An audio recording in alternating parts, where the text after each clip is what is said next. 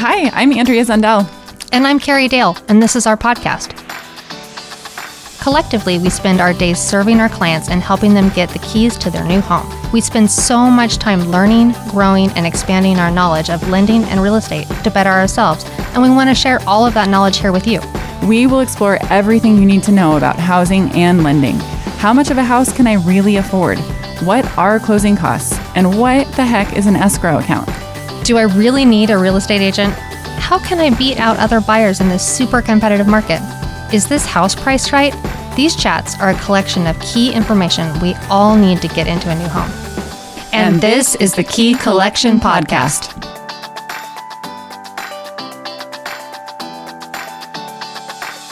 Well, welcome back to the Key Collection Podcast. We are really happy to be back. Yeah, I'm super excited today. We have Sherrell with us. He is the ADU guy, as we know him here locally, and he's our go-to. He's the guy that I would call about any ADU, ARU question I have in town or in Oregon. Cool. Welcome. Glad to be here. Thank you for having me. Derek, can you tell us a little about yourself and how you came to be the ADU guy here in Oregon? Yeah, well, I don't know if I'm that ADU guy fully, but I started this ADU journey in 1996 as a high school student. We did a illegal ADU for another one of our high school teachers. And I got into the carpentry apprenticeship through my woodshop teacher, and I was a builder and a contractor in Oregon, and I spent years building houses and accessory dwelling units, both legacy and legal, for, like I said, several years before it even occurred to me that I could build one of these for myself to provide financial freedom. And so I started looking for my first house. It had to have ADU potential, and the rest is history. So I guess my first ADU was in 1996, and I've been trying to slowly, over time, build one or buy one as often as possible and collect them. And then I've turned into teaching other people the strategy. I work with a lot of first-time home buyers pro bono to help them break the barrier of home ownership. Wow, that is super impressive. So I really like to dig in on what high school teacher that was, since I'm an Ashland alum too, but I'm not going to. Instead, let's dig into some questions that people actually want to hear. Yes. Can you tell us the difference between an ADU and an ARU? Yeah, they're the same thing. So an ADU an ADU stands for accessory dwelling unit. And if you're in a certain municipality, you'll hear me talk a lot about becoming an expert in your local zoning code. Like, that's the rule book of how we provide housing and make money in this business. And an ADU is an accessory dwelling unit, and an ARU is an accessory residential unit. So if you're listening here and you're in the local market, we're in Southern Oregon, Ashland, Oregon, you would be referring to ARU code. But they both are the same thing. They're basically a second or third smaller dwelling on a lot that was primarily designated for a single-family house. And over the years, we had really strict zoning laws that, for better or for worse, were intended to keep lower class, to keep more poor people or more minorities out of these bigger affluent lot areas. And over time, thankfully, we've been breaking down those barriers, and the legislation that allows for these second and third units is kind of how the ADU was reborn.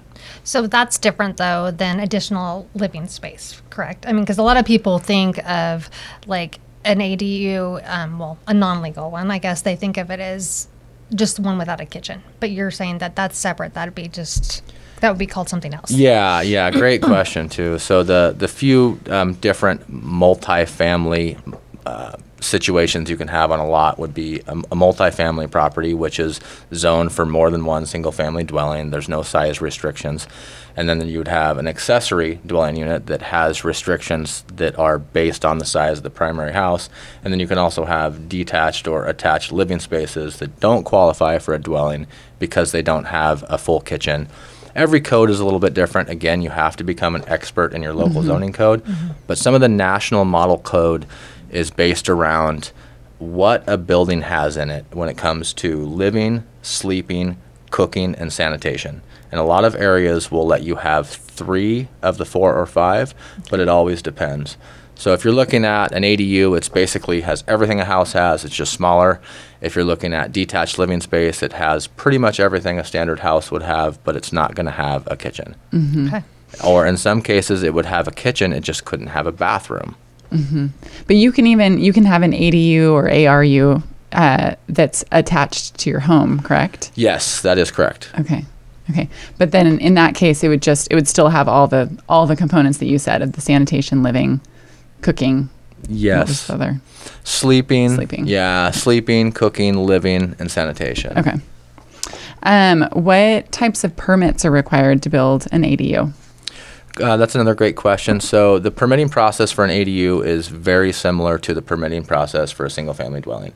And thankfully, we're super lucky in the state of Oregon, where we're recording this today, to have probably the best ADU legislation in the country, if not the best, in the top few anyways.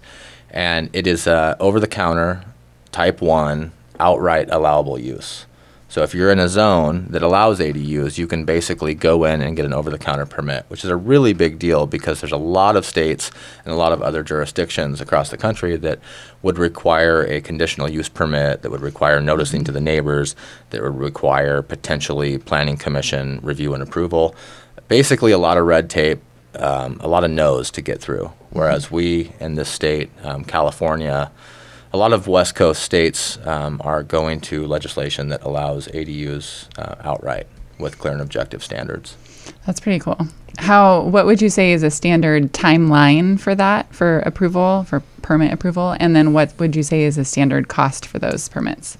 Oh man, you guys are bringing all the heat today, okay? Like right into permits and money. Yeah. So the permitting process is going to depend on your jurisdiction. I've seen locally plans get approved in anywhere from 2 to 6 weeks. The recommendation that I give people if they're looking to actually build an ADU is the planning process and the architectural design process can really be shortcutted if you have a city that is allowing pre-approved plans. So a lot of cities have plans that are already submitted, that have already been pre-approved, that they will give you. So the permitting process may only take a month or two, maybe even 2 weeks, but to get an engineer and to get a designer and to get a land use planner to draw all that up, that can take months. So I usually tell people, if you're not using over-the-counter pre-approved plans, to budget for 6 to 8 weeks for getting a set of plans, 6 to 8 weeks to actually get those plans approved, and then 6 months to build. So 9 to 12 months is usually the window that I tell people to expect. If you're super motivated and you're efficient, I can plan them and build them in 90 days. I've also had ADUs take me over a year. So it just depends on your motivation, your experience, and really the jurisdiction and the workload. If there's a lot of type 2 and type 3 plans ahead of you, and maybe the city is doing a flood area study or a housing needs analysis, your little type 1 review is going to go on the back burner. And then with COVID, I saw all those numbers really double or triple. So it just depends. But that's the general answer on time. And then costing is really a sticky one, but I would say ADU conversions start at $100 a square foot. This is the bare minimum. They start there and go up. And new build standalone ADUs within 100 feet of the primary structure on relatively flat ground will cost about $225 a square foot to start. Okay. And to kind of overarch that with a cost that's a little bit easier to digest for finished value is look at the value of the primary structure and build to that standard. So if you live in a median income neighborhood, don't build a super custom ADU in the backyard that's going to cost you $600 a square foot when your house would appraise at $300. Yeah. That makes sense. And that's good guidance. Oh, it's very good guidance because a lot of people are like, oh, I'm going to build the magical little house in the back. And it's not going to be worth what they want it to be worth later on. Yeah, everybody's goals are different. But if your plan is to maybe refi your money back out or to get a decent return on your investment, you don't want to overbuild per your neighborhood. No, that makes total sense. Are there any occupancy laws in regards to building an ADU? No, they're not. Nothing? No. It's Okay. There have been times, and there are still. Again, you have to become an expert in your local zoning code.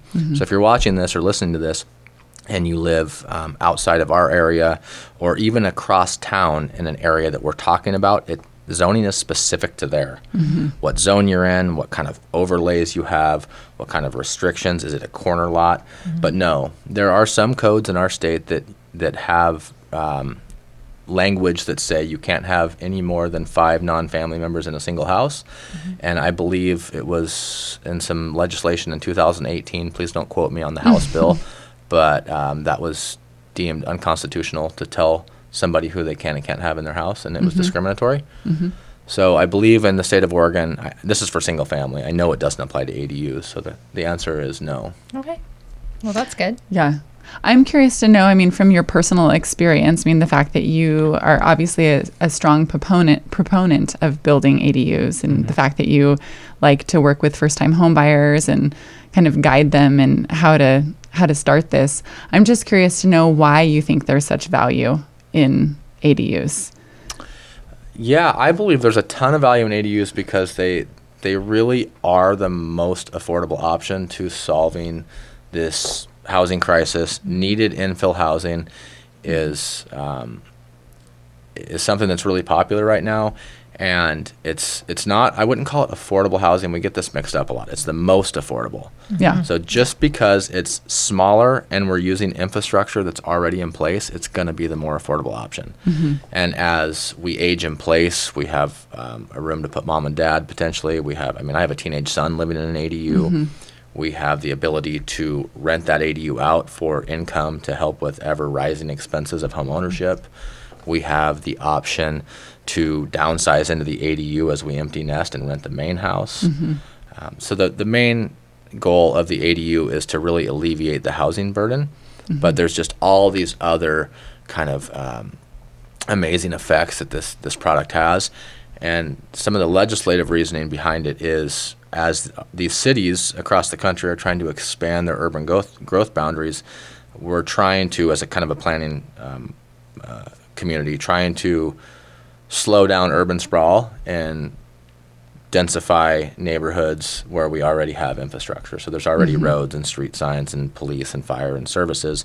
There's these large lots that people are getting tired of watering and mowing. Let's put needed housing there. So it's kind of the perfect storm to provide that gap. Yeah. No, that makes a lot of sense. Cool.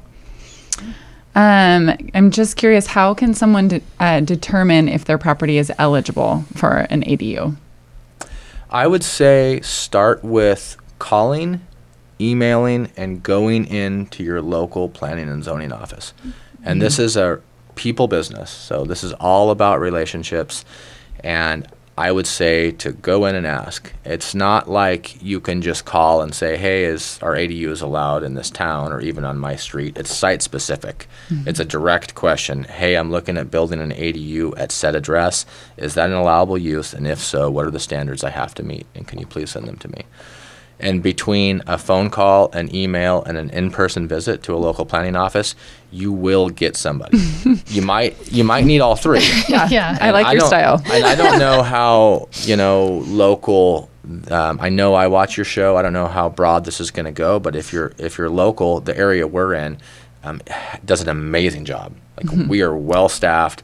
You will get an email back, a call back, and somebody will talk to you. Yeah. For the last 2 years, that wasn't the case here nor many places. So Yeah. I would say it's a direct question of, can I do exactly this at this address? Yeah. You can't be vague. It's very direct. Yeah.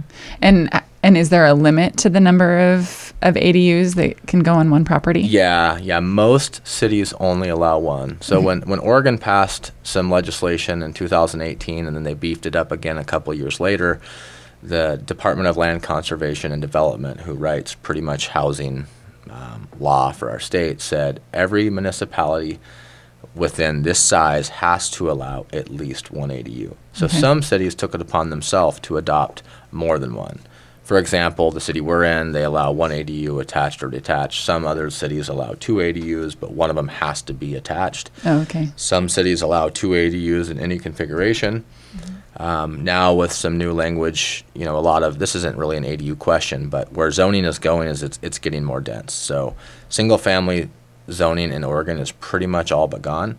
And now with some of the language of missing middle housing and House Bill 2001, there's going to be allowable uses of duplexes, triplexes, and quadplexes on pretty much any single family lot. Wow. So for better or for worse, I'm not going to say every lot is a multifamily lot in our state within a municipality, but it's very close to that.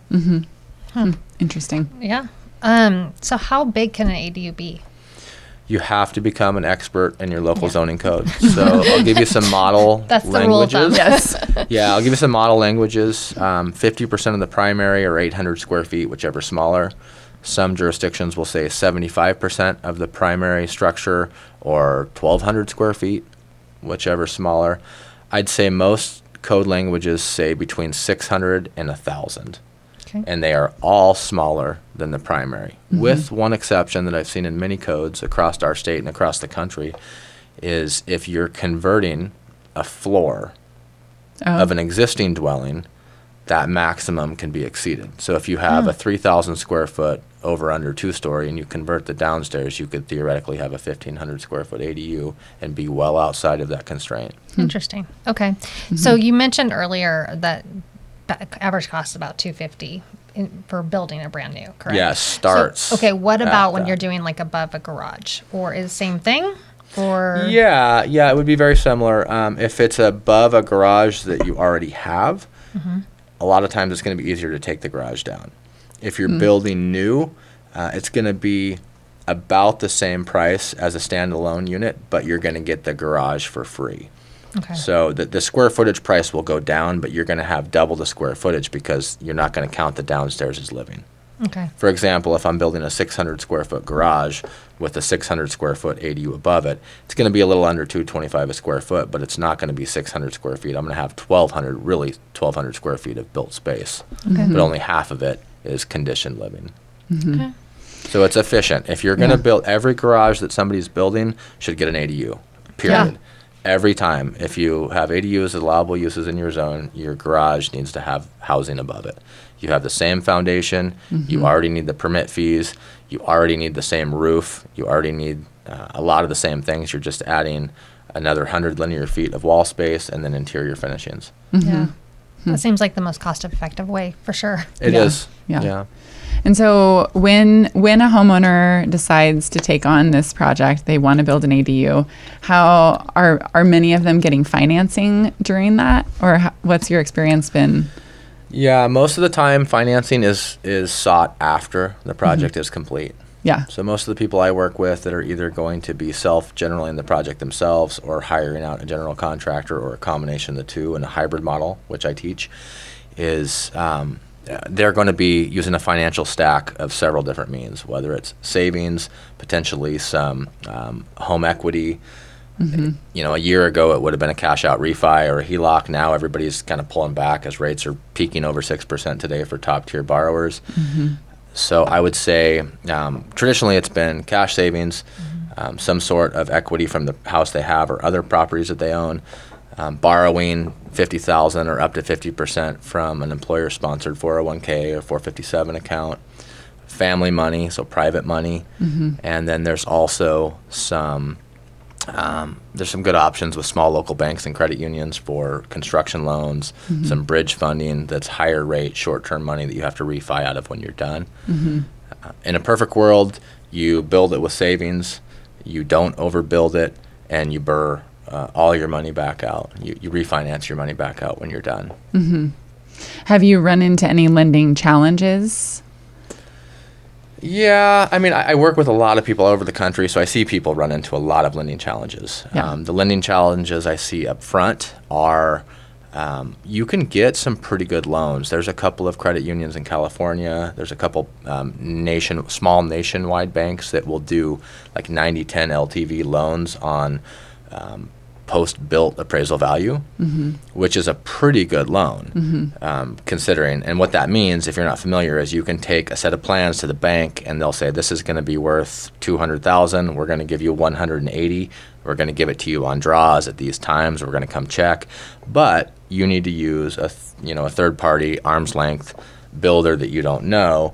And in a busy market, when any good builder is going to say, I can go work for this couple all day long with no constraints and no red tape of Joe Banker or Jill Banker calling me all day, it's really hard to find a builder that will jump through all the hoops that you're going to need to go through with a construction loan and a bridge loan just to have all the origination and all the fees again when you refi out 9 months or 12 months down the road when rates are going up and the Fed is saying pain is coming. Yeah. So that's a hard question, and I'm very tied into lending because I do a lot of this stuff. Yeah. So the best way is to save the money and kind of pay the piper up front. Yeah. So then, let's say someone they do a cash out refi at the end of this. Have you heard, it sounds like you're not necessarily directly involved with lenders through the process. A lot of people are probably funding this themselves. I know you do a lot of different things, but have you heard after the fact that there have been challenges with appraisals, with how appraisers view the ADUs that you've built? Because, sometimes there can be issues with whether a property is deemed as a single-family residence with an ADU or if it's deemed as a multifamily residence, so a duplex. What's your experience been? Yeah, so another great question. Thank you. If they're building an ADU, there's never a question during the appraisal, is it an ADU? Because it is an ADU because you were able to control that. Yep. The spot I see that is when somebody's purchasing. But I'll kind of dive into them both quickly if I can. For the first part, if you're going to refinance out of an ADU that you just built, the problem that I see often is people overbuilding an ADU.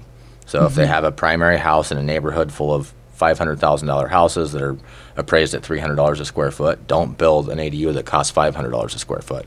So that's what I see is people overbuild, overdesign, and overpay, and then they only get 60% back on their appraisal, and so they only get, say, $120,000 back on a $200,000 ADU. That sucks. Yeah. It does, yeah, but that can easily be avoided with, literally an hour phone call with somebody that is up on the times and what they need to do.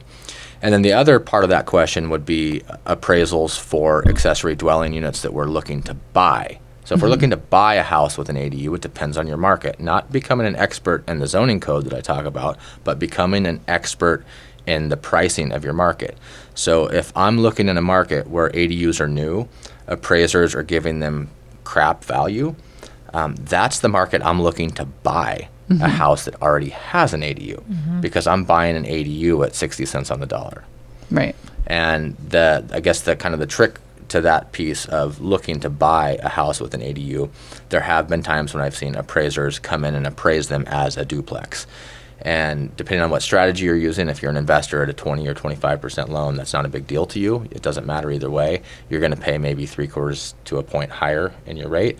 But if you're a first-time buyer trying to get into the market and you're using this ADU to help offset your mortgage and your property tax, which is what I pride myself in teaching, you really need to come in with 5% down. So it's imperative that they underwrite that and they appraise that as a single family with a ADU. Right. And the solution to that, if it's ever in question, is while it's under contract, before you close on it, you have to have proof, usually from the planning and zoning or building department in that jurisdiction, that it was permitted and planned and a certificate of occupancy was granted for an ADU, not for a duplex. That's a good tip. That's I'm not going to say it's a really good tip, but that can save you a lot of money. And if cash on cash return is the metric you use, that's a very important one because the way we make money in real estate is a couple ways, but we either add a lot of value or we put just a little bit of cash in. Right. That's how we use leverage. Yeah. And the reason you're saying that is because when it's actually a duplex or multifamily residence, there's a greater down payment required, just for those that may not know. A greater down payment, and unless it's an FHA loan or a couple of special other loans, it's going to have a higher base rate as well. And when you're a first-time buyer in a market that's 30% above the national average like we are, that's that's a deal breaker on your DTI. Yes. Yeah. Yes. Oh, such good questions. So what are the biggest obstacles that you see in people wanting to build ADUs? We'll talk about when they want to buy one with an ADU, but when they want to build, what are the biggest obstacles they have? Biggest obstacles, I would say, funding. So if you have money and it's not going to be an issue. If you're living on a tight budget and paycheck to paycheck, like a lot of our country is, funding is going to be the number one issue. I'd say the number two issue is going to be decision making. You have to be able to make decisions when you build a house. Yeah. And that's really hard. I mean, if you've ever remodeled your house and you fought with your husband or your wife about picking backsplash, like just multiply that times 1,000. I'm not allowed on Pinterest anymore. Okay, perfect. So, yeah, the financing, the decision making. And then this is kind of a personal one a little bit with relationships, but it's relationships you have with your neighbors. So yeah. I don't go into an area like I'm an investor and I'm going to do this. I do this at a place where I live. And then a year or two later, I go do it again, and I just kind of move around. So it's important to me to have good relationships and to not get everybody's approval, but like we don't want to be hated. And when you start building an ADU in your backyard, your neighbors are going to, I mean, hate's a powerful word. They're just not going to like it, and they're not going to like you. Really? Have you run into that where people are anti? Every time. Oh, really? Every time, lots of times. So the hero's journey of building an ADU is what are you doing when you bring an excavator in the backyard and you start digging a hole? They look over the fence and ask you what you're doing, and you tell them, and they say, you can't do that. And they call the city, and the city says, yeah, zoning has changed about 10 times in the last 10 years, and yes, they can. And then you're almost done, and they want to come see it. And so you say, yeah, come see it. And then 3 to 6 months later, they call you and ask you if you can help them do it. That's not every single time, but I'd say that happens 3/4 of the time. Yeah. So what? And not that, and I want to just be clear on this. Not that they dislike you or dislike housing. People just dislike change. Yeah, for sure. And I've been doing this for a long time, and I've had a few developments around me, and like I didn't love it. And like I understand and I advocate for this stuff, but it's like when you have one little section of your yard that you see the ducks fly by every morning, and then the next day somebody's building a house there. I understand it. So it's there goes the neighborhood. Yeah. It's not. I'm not saying there's all this NIMBYism. I'm just saying people don't really like change, and I don't blame them. But that I know personally always weighs on me. Like I've actually had properties under contract and said, hey, my plan is to build an ADU or to split this lot and build a house. Is that gonna like put a rift in our friendship forever? Because if so, I won't buy it. Yeah.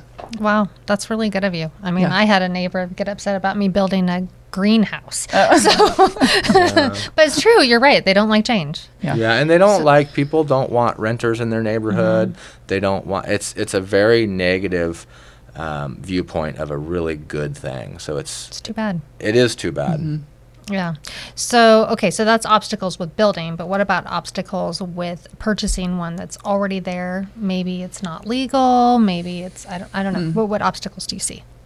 Well, if I'm looking for an ADU property and I'm looking to purchase it, and it's in an area where I know ADUs are an allowable use because I'm an expert in that zoning code, I'm looking for ADUs that are illegal. Because it's going to be marketed, and I'm not going to bag on realtors here, but realtors need to tighten up their game. Like, they market properties with ADUs, they price properties with ADUs, and they're not. And they need to know what they're talking about. And they're not. And so that's what I look for. And when you say they're not, just sorry to interrupt, but why are they not? Because they're not a legal permitted use. Okay. So the main distinction is that they haven't been permitted properly. Yes. Okay. Yes. And there's not a certificate of occupancy. Got it. Which, as an investor, that's like the holy grail. Like, we have to have that if we want to have a business. Right. Like, if we just want to rent bedrooms, that's one thing. And that's totally awesome. And there's a home share program in Oregon. It's the most affordable housing unit we have in our state. But if you want to actually build a business and be collecting rental income and stating that on your taxes, so you can go get more loans to provide more housing. I mean, the government incentivizes us to provide housing, but we have to do it right. We have to follow the rules. And that's national and local governments. So when I say it's not an ADU, I mean, it was never legally permitted. It may not be up to the current code. It may not be able to meet the requirements. And these are all things we'll know as we become experts in our local zoning code, because I'm going to target a house that has ADU potential, that has an ADU that's almost basically done.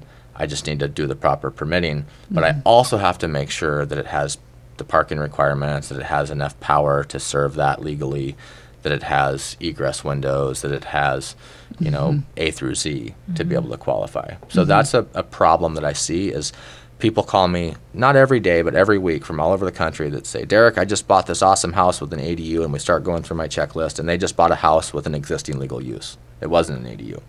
Oh, And it's in an area where an ADU is an allowable use, so they think, well, okay, it's allowable here, so I'll just go get it permitted. And anybody who's ever bought a house existing and went down to the city and said, I want to permit this illegal carport, you need a full set of plans for the primary house. You need a full plot plan. You may need, you know, all the way up to a traffic impact study in some places. So there's a lot that comes with buying a house that has what realtors will call an ADU that's not. Another huge issue that I see is people that buy ADUs that are valued as multifamily. So some people will take the multifamily approach to pricing or costing an ADU, which is based on the income approach, not the cost sales comparison approach. So some markets will value ADUs really high, like almost like a duplex, and some markets will value them very low. And then kind of in the middle is the issue I talked about illegal permitting issues. And the trick I use is, it's not really a trick, but the strategy I use is I look for properties that have illegal ADUs, and then I walk through them with a contractor mind, understanding what I would have to do to get it up to compliance. And if that difference is worth it based on, you know, the rents receivable and the price, that would kind of be the go, no-go. and do you do that type of work? I mean, for clients, do you take that on? No, okay, so you're no. exclusively building from the ground up, from scratch, right? Yeah, Okay. or remodeling, but Okay. I'm a general contractor in the state, but I just work for myself. Okay. I don't work for clients. Yeah, so you're not, okay, yes. Yeah, not for hire. Where's the camera? Yeah. Not for hire. You can call them and ask your questions, but Yeah, so I consult, and I'm not here to sell anything. Like I'm No. I'm retired, but I do free consulting for first-time home buyers because, you know, I grew up with a single mom. We never had a house of our That's- own. Like yeah. housing is near and dear to my heart. Like that's what drove me. Yeah. And then I do a sliding scale consultation for homeowners and then also for investors. That's cool. Well, it is clear that home ownership is like a passion of yours. Yeah. So that's awesome.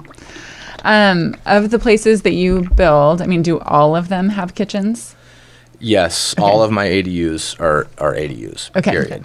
Okay. And so then again, probably going back to needing to be an expert of your own area, is there, so I know in Ashland, at least, and I could be wrong actually, but I thought in Ashland that if I'm a homeowner, I build an ADU, I thought that I had to sign something that said that it will not be used as a full dwelling. Is that inaccurate? That's extremely inaccurate Okay. based on old language from years ago. Okay. Got Yeah. it. Okay. Yep. Good to know. So I'm not an expert in my No, no. And to clarify that, if you're going to build detached living space, say you want to build a standalone 600 square foot office in your backyard, and you already have a house with an ADU, or you're in a multifamily zone and you already have your lot maximum coverage reached for livable space, you can build detached living space, and you will potentially in some cities have to sign an agreement notarized that Got says it. you will not have a kitchen, and it specifically in some areas will say no stove, no fan. right. Which That's is- what I'm thinking of. Yeah, which is Okay. okay. So that's the detached living space as Yeah, opposed to an or ADU. or attached. Yeah, you could convert Yeah. your garage into additional living space and put a bathroom in it. And you can even in a lot of jurisdictions put in a wet bar and have plug-in appliances, so you can put in a coffee maker and a microwave Sure. and set it up like it would be a break room. So you're really creating another fairly independent. It's not an independent dwelling in the eyes of the code, but it's basically a bedroom that's fairly self-sufficient. You just have to share cooking in Got the it. kitchen. Yep. So if you think of a hotel suite, that would be very similar to an attached or detached living space that wouldn't be an ADU. Yep. Okay. Got it.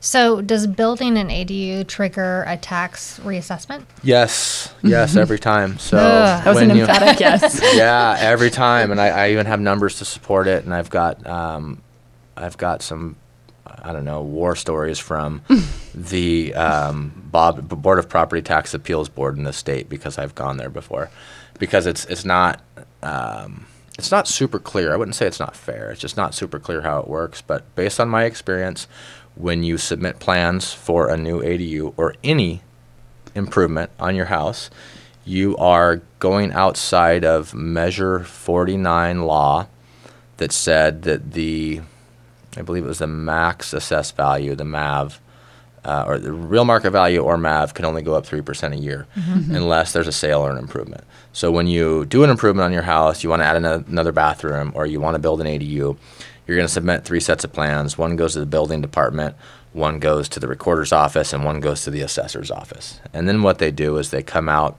and they evaluate your project a couple of times while you're building it to see where you are at the end of the tax year, and they put that percentage build. So if you're halfway done, they're going to put 50%, and they're going to run it through their calculator of what material class you use, what size. They'll do a sketch of it. They'll come out with a tape measure and measure to make sure it's the same square footage that you had on the plans. And then they usually put you on like a 2 to 3 year maintenance schedule, where they'll send an appraiser out once a year to see what kind of landscaping you added, to see what kind of finishes they can see through the window.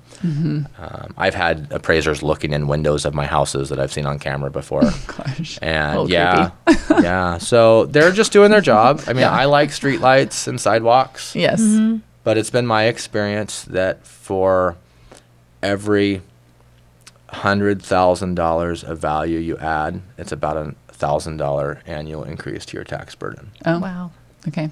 So an average ADU that you build affordably is going to raise your taxes by $1,500 a year. Well, it's good to keep in mind for sure. Yeah. Well, it is, but I'll tell you this, and I don't know how much time we have. I don't want to go off. Just snap You're your fine. fingers if I'm going long. But everybody wants to complain about the price of housing until they go develop one. Yeah. Like, to get one housing unit off the ground, through the process, built, and get a certificate of occupancy in hand, and then get the tax burden for that, and then do all the math to not lose money and come up with a price per month. That's why rent is so damn high. Yeah. And as passionate as I am about more affordable housing, there's just nothing affordable about creating housing Yeah. because of the systems in place and the policies. And a lot of those are for good reason, but it doesn't change the fact. So although we have this amazing legislation, we have this awesome tool in our state, this ADU, it doesn't mean that it's going to be affordable. Yeah. Well, speaking of legislation, you mentioned earlier that Oregon's really awesome with our laws for ADUs, but I've heard that actually we have better laws coming. Maybe it's just our area, maybe it's all of Oregon. Have you heard about any changes or things that are going to make it more easier for ADUs to be built? No, nothing's related to ADUs. Okay. No, there's a lot more infill legislation coming. Okay. That just actually came, and July 1st it had to be implemented with like fee simple lot partitioning, like splitting duplexes or building cottage clusters and then dividing those up. Basically condo law, but a lot easier. It's going to be a fee simple lot. There can be some shared services. The pretty much elimination of single family zoning. So there was a lot of legislation passed on missing middle housing, so duplex, triplex, quadplex, in pretty much any zone. There was some big legislation passed on religious organizations and some nonprofit entities being able to fast track affordable housing. So like taking a huge church lot down on Garfield Street and fast tracking through the process to build affordable housing. So there's a lot of infill housing legislation, but none of it has to do with ADUs. That's all done. What about in rural areas? Nothing out there either? Yeah, there is Okay. some, and this is state specific. So for our broader audience, just be patient. But in Jackson County, for example, there's some language of allowing ADUs up to a certain size on certain lots, up to a certain size outside of the state fire mapping boundary. And there's a lot of unfinished business with that right now. So I wouldn't be crossing my fingers if I was in a county waiting on ADU legislation, and kind of rightfully so. You know, we moved to the county for more rural zoning anyways. So to have infill in what is our RR5 zones, which are rural residential, is, not very popular. And I think when the legislation came out and there was some working groups, there was some timber groups and some cattle groups and some wildfire groups that said, hey, we don't need this kind of infill in wildfire hazard zones. Yeah. Let's wait till we get the state wildfire map out. And that recently came out, and if you've tracked any of that politically, it's a really, really big deal when it comes to insurance and affordability. And can you get insured to get the loan, or are you going to lose insurance on a house you have? So that's a whole other podcast. Yeah. Oh, yeah. But I could go deep on that if you wanted. Yeah. Kind of wrapping things up. I mean, I know that you are clearly very knowledgeable about this, passionate about this. Is there any, what piece of advice do you have for first-time home buyers in particular? If you're a first-time home buyer and you're looking to get into the buy and hold strategy and use rental income to help pay your mortgage, I would look for a property that already has an ADU. And I would work on improving your financial position by not buying new cars, keeping a high DTI, and spending more than you want on a property that needs less work than you think. Period. That's it. I mean, a Tacoma in the front yard could be $150,000 difference in your house purchase. Yeah.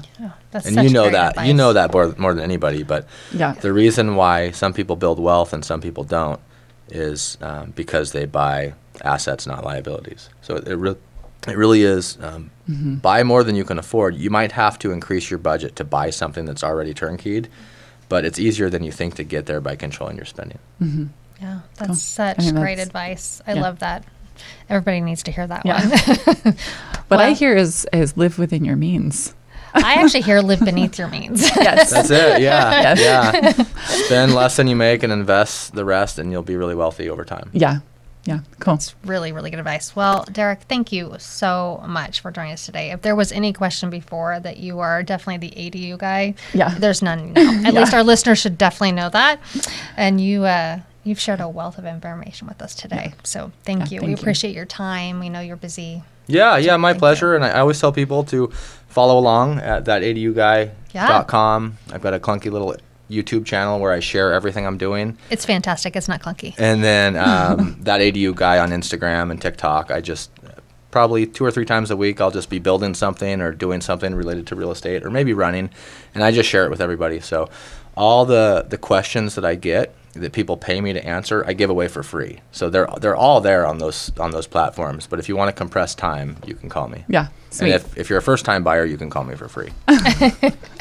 There's a saying in my family. It's called it goes, if it's free, it's for me. So everyone listen up, get in touch with Derek. But thank you guys so much for listening, and please share with your friends and family. And we're looking forward to next month. Yeah. Thanks again, Derek. Thank you.